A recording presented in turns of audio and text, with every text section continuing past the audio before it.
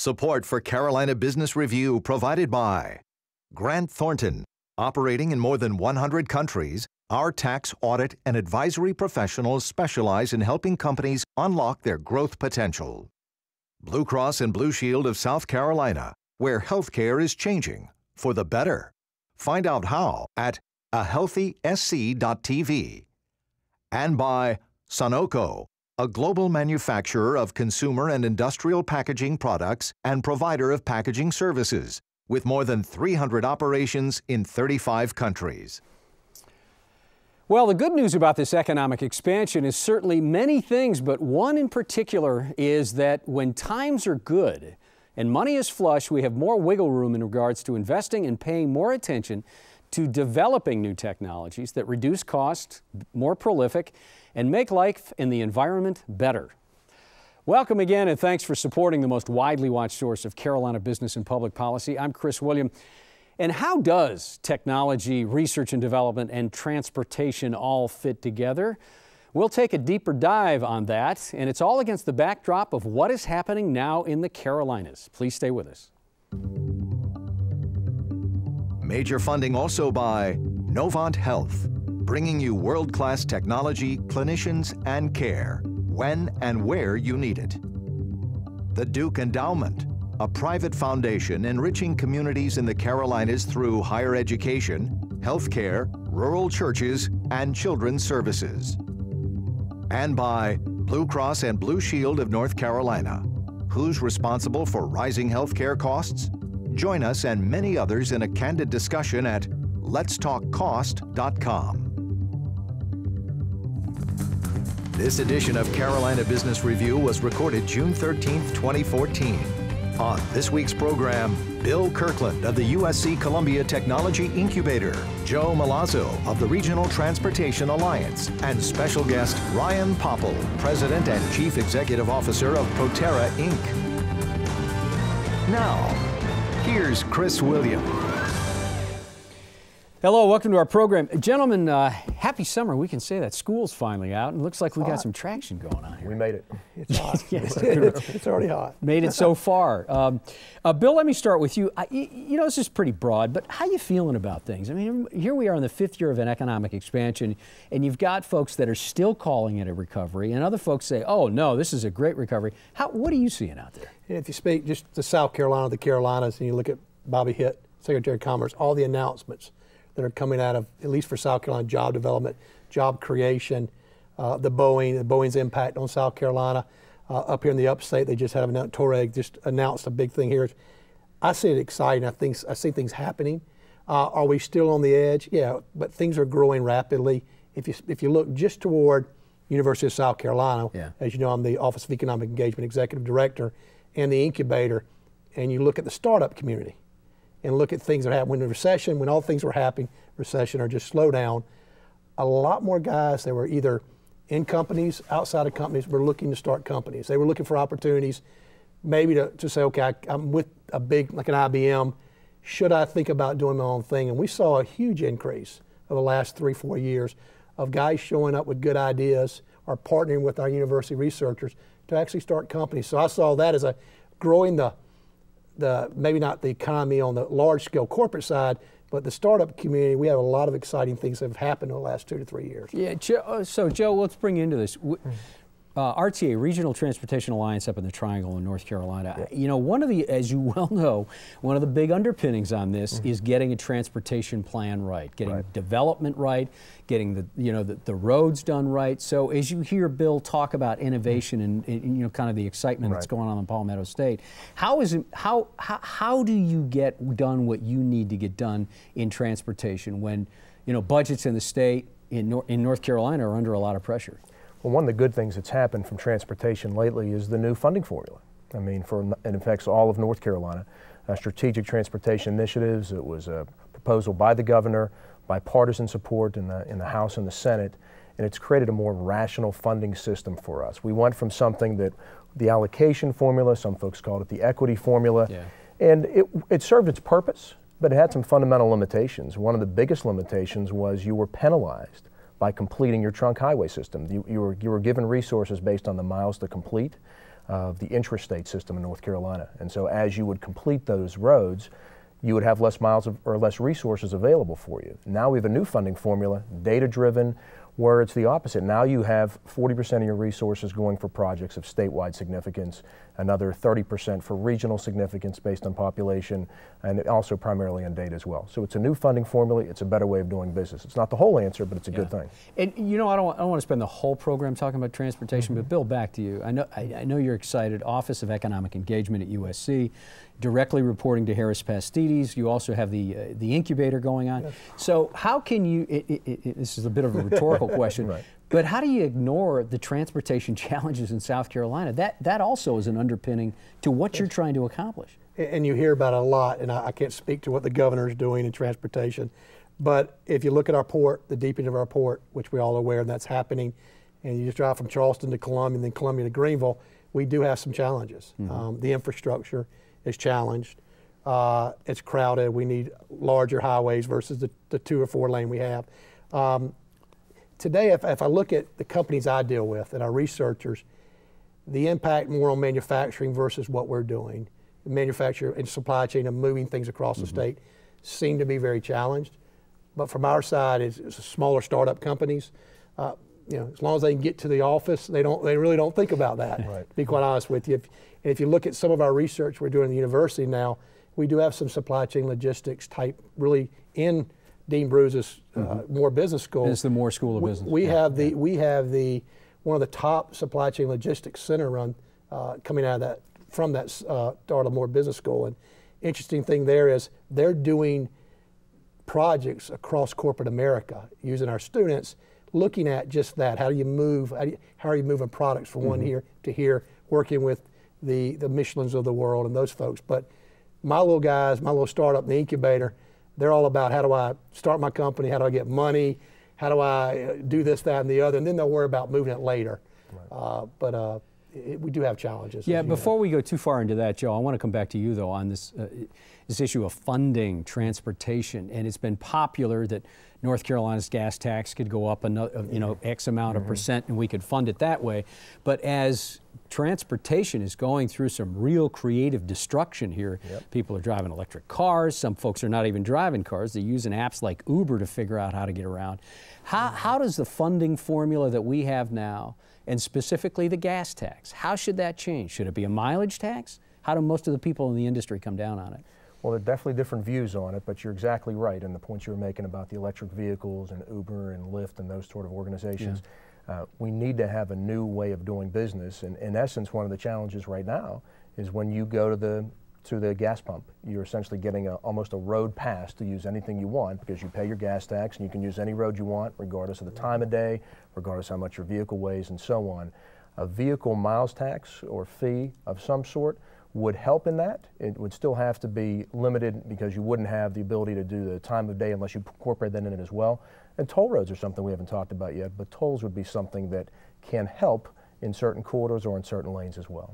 You familiar at all with the Greenville, Spartanburg-Greenville, upstate South Carolina toll road, if that's been successful? I travel it. We go to Atlanta. I use it. Because it's very spotty. We ask a lot of folks about that road, and they say, I don't even use it, or a lot say, we use it. I always use it when I'm traveling from Columbia if I go through here to go to Atlanta.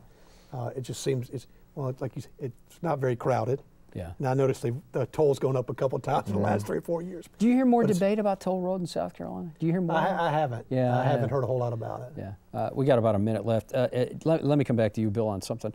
So do you expect coming out, South Carolina but a couple weeks ago wrapped up the session, State House General Assembly session. Any positive moves in policy towards innovation?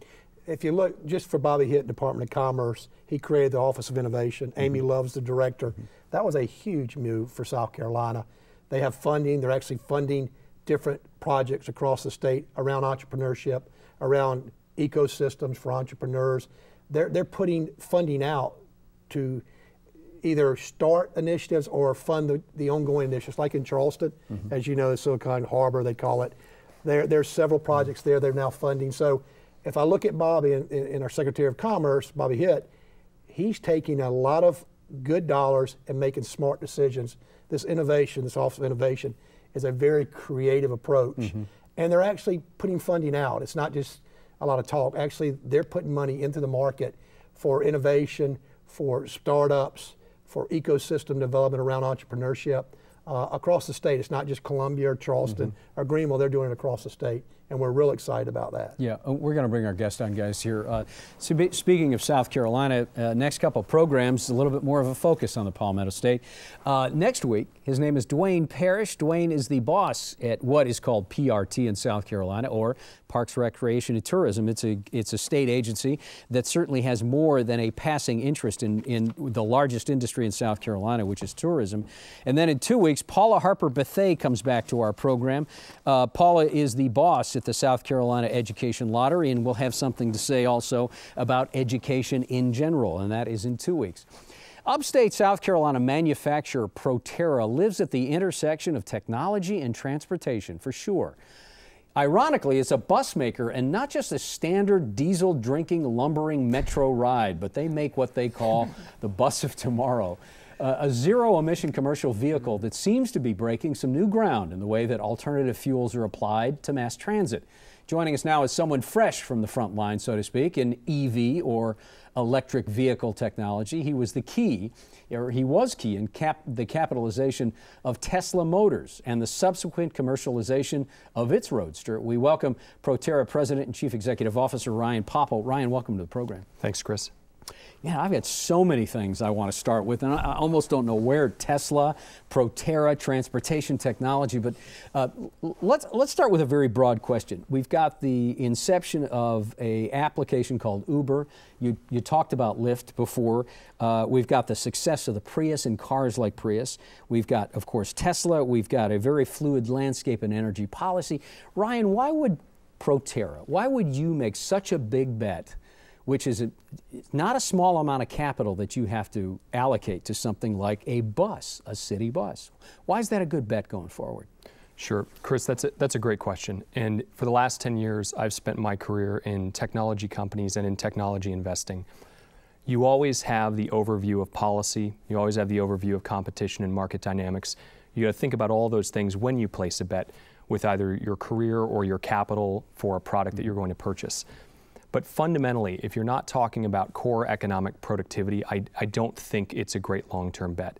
In the short term, you do have a lot of fluctuations in policy and energy prices. The way to make smart technology investments, though, is to look for long-term disruptive gains in productivity.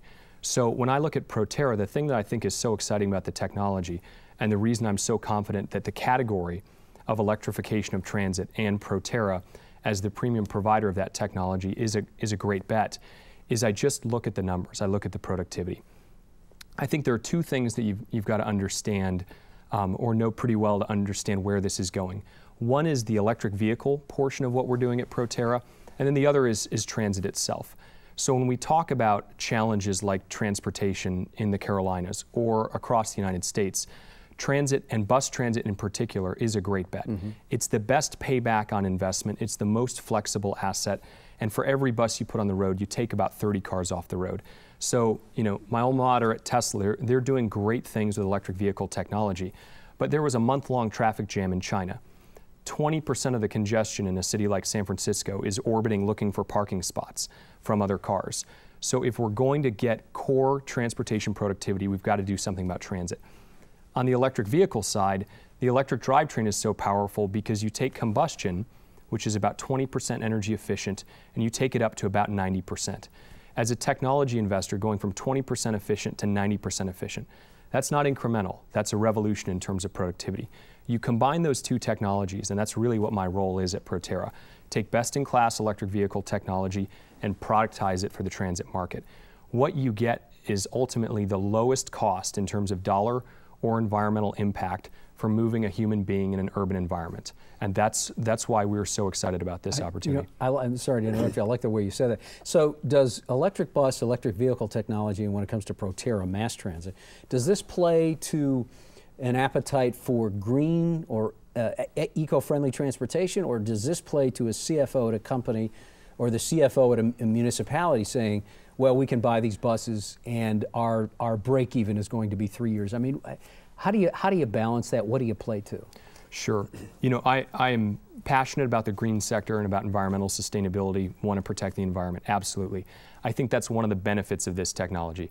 But as an experienced professional in the green sector, I know if that's the only thing you're selling, if you don't make a product that's faster, cheaper, lighter, better, if you're just trying to put a green wrapper on a bottle and sell it, that's not how green technology works. And I think if you look at the categories that are really growing within green, it's because of that core productivity. So wind turbines, in some applications, wind can be the lowest cost of electricity. Residential solar, when you're providing solar at the edge of the grid, right where the energy is consumed, in some markets that can be very competitive. When we go to market, we are fundamentally talking about dollars and cents to operators who are under pressure to lower their capital spending and lower their operating expense. We had a customer visit Proterra just a few weeks ago. A 10-cent fluctuation in diesel was $1 million hit to their cash flow. So for Proterra, you know, and I'd love to hear Joe's take on this, but the conversation has to be about saving money. And then when you look at the other benefits of the product, the special thing about it to me is that if you ask someone to dream up what the future of the urban bus would be, it would be an electric vehicle. You'd want it to be quiet. You don't want to pollute where you live, eat, work. You don't want to create greenhouse gas emissions. All of those things are wrapped into an application that today is a better buy on a total cost of ownership basis than diesel or natural gas. Bill, question? Easy when we talked about it earlier, being a former CEO of a company, and the challenge is you're about 3 weeks into it. That's about right. Can you speak to the excitement of being a CEO, which is fun, but the buck stops with you. Sure. And your board of directors, obviously, but the excitement and the challenges and where you're going to take your company. Sure. You know, I spent 3 years at Tesla Motors as an executive there, and then I spent 4 years with Kleiner Perkins doing technology investing and helping some of these great companies. You know, I actually used one of those companies this morning to charge an electric vehicle. So a lot of those technologies are in the cities in the Carolinas around us, and that's very exciting to me. It's incredibly exciting to be back in a direct operating role, working with a technology that I'm so passionate about. I mean, I really do believe that the electric vehicle drivetrain is the end state of how we're going to move surface vehicles. And it's because of that core energy efficiency and the fact that we don't pollute everywhere we go. So from a product and market perspective, I'm incredibly excited about that. The thing I have to keep in mind is that we have to be very capital efficient. And Chris, you mentioned the size of the bet. We don't want Proterra to have to ask its investors to make too large of a bet. We don't want our customers to have to overpay for distractions we've had in R&D. So the most challenging part of the role right now is to prioritize the inbound calls we get for international orders. When are you going to do a right-hand drive vehicle? That's a good idea. Could we put another drivetrain technology in this advanced composite vehicle? That's a great idea. Could we integrate the vehicle to go into a non-transit application? Could we do a joint venture with a truck company? These are all great ideas. But until we get up to, I think the ballpark is our first 100 million of revenue, we just have to be laser focused. And I have to be better at saying no than coming up with great ideas. We got a great market, great set of customers. We just have to stay focused on it. That's good. Now I was going to follow up on one of the pieces we were talking about before. When you think about the Carolinas in transit, and our growth from both states are going to be such that we're going to need new ways of getting around.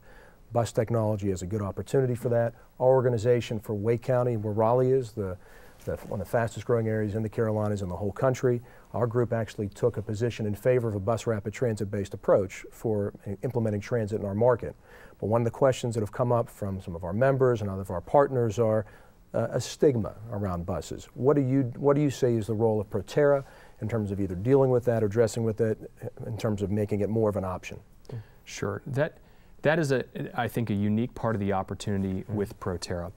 When I was working at Tesla, it was incredibly exciting to be working on the cutting-edge drivetrain technology, and also some things outside of drivetrain that were incredibly advanced.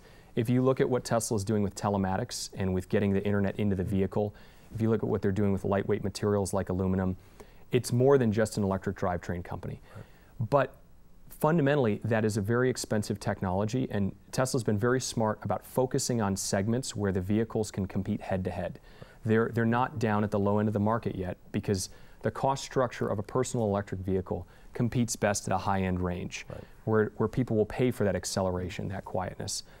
This role at Proterra, it's an opportunity to take some of the things I learned about at Tesla and at Kleiner Perkins and commercialize them into a segment of the market that's not going to access a car, let alone an electric vehicle, for quite some time. I think it's easy for us to lose perspective on the fact that a student going to community college or a family with 2 jobs trying to make ends meet, a car may not be the best investment for them. The way our model currently works is we put them in some of the dirtiest technologies on the road. Diesel is a very dangerous criteria pollutant, so the drivers and the passengers of the vehicle, if you can't afford a car in this country, you're down at that level of transportation. What we've seen at Proterra by creating a quiet, advanced vehicle, I think we're going to change the way people perceive the lowly bus when they realize this is powered by state-of-the-art technology and it's constructed of aerospace-grade composites. The other thing we've seen that's been a lot of fun with this company, in the last 3 years I've gone to a lot of our product launches.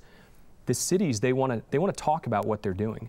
These are 35 and 40-foot billboards for a city to express the way they think about the character of their city, the desire to protect the environment, especially in areas near parks and riverfronts. And across these deployments, whether it's Reno, Nevada, West Covina, California, Tallahassee, Florida, the way they express it, it really drives up interest. We had a bus where on the wrap there was a hashtag for Twitter. The wrap is like a bus billboard, basically. That's right. But it covers the whole bus. Right. Since we do composite, we give the customer the opportunity to pick essentially a skin. We can apply it very quickly, and we can also change it seasonally. So we don't do paint, we don't stamp metal, and what that's allowed us to do is let a city make a Proterra vehicle very much customized for the flavor and character of their city. Yeah, it's a great idea. Cool. The one thing we were talking about prior when we met is looking at university collaboration. We started the initial discussion earlier, but we at the university look forward. We're excited that you're in your role in your local in Greenville, that we can work together along with ICAR, using some of the University of South Carolina researchers in composites, battery now technologies. Hold on a second. This is a USC person saying that ICAR and anything Clemson related is okay? Yes, sir. Do I hear you saying Yes, that sir. on record here? Yes, sir. Okay, all right. Just wanted Other to be than clear athletics, other than athletics, no. All kidding aside, but we work with ICAR. We're partners, and Bobby, Secretary of Commerce, is very much promoting across all the universities to collaborate more. We're already working with ICAR. We're working with Clemson, MUSC, College of Charleston, Citadel, and all the tech, as you would imagine, our community college network. But we're really excited again that you're here. You and I will be trading emails today. I want you to come down and visit our folks and see if there's a way we can help you, because the cost of being a CEO, looking for the best way to do R&D, it's not always best to do it in-house. It's to look at universities potentially, and there's licensing arrangements. We've created a really interesting approach to IP ownership through the University Tech Commercialization Office. And let me do this, because we got about a minute and a half left, and I want to get to exactly what Bill said. How important was the ICAR initiative that Clemson had to Proterra? I mean, is that a game changer, or is that a, gosh, it's nice to have and we're glad we're here? I think the ecosystem that the upstate area in South Carolina has created around automotive technology was incredibly important. Proterra didn't start in South Carolina. When I discovered the company, it was in Golden, Colorado, and they did a national search and they picked that area. The thing that's so helpful about it is we can't afford to have big budget R&D, so we've got to lean on local testing centers. We've even worked with Michelin and rented their test tracks so that we can validate vehicles. But most importantly, it gives new engineers and employees confidence that they're joining an ecosystem. Things change quickly at startups. Not everyone goes into a role and has it immediately work out. And it's harder if you're trying to relocate an engineer if you're the only show in town or you're the only show in that industry. So the nice thing is, when we're talking to supply chain and engineering personnel, they already have friends in the area. They already know other world-class companies that are in the area and focused on automotive and transportation. So I'd say, in general, it's been very helpful. Yeah, we've got less than 30 seconds left. Ryan, thanks for being on the program, for taking the job. I know a lot of people are going to be watching, so good luck going forward, and come back and give us an update sometime soon. Absolutely. Okay, thank you. Joe, welcome to the program. Good to have you here. Absolutely. Come back. We didn't nearly get enough of what's going on in the Triangle of Transportation. And Bill, a lot of good things going on in Columbia and USC. Please come back. Until next week, I'm Chris William. Have a good weekend. Good night. Major funding for Carolina Business Review was provided by the Duke Endowment, a private foundation enriching communities in the Carolinas through higher education, healthcare, rural churches, and children's services. Blue Cross and Blue Shield of North Carolina. Who's responsible for rising healthcare costs? Join us and many others in a candid discussion at letstalkcost.com. Grant Thornton. Operating in more than 100 countries, our tax, audit, and advisory professionals specialize in helping companies unlock their growth potential. Novant Health, bringing you world-class technology, clinicians, and care, when and where you need it. Sunoco, a global manufacturer of consumer and industrial packaging products and provider of packaging services, with more than 300 operations in 35 countries. Blue Cross and Blue Shield of South Carolina, where healthcare is changing for the better. Find out how at ahealthysc.tv. And by viewers like you. Thank you. Promotional consideration provided by Business North Carolina Magazine. For more information, visit carolinabusinessreview.com.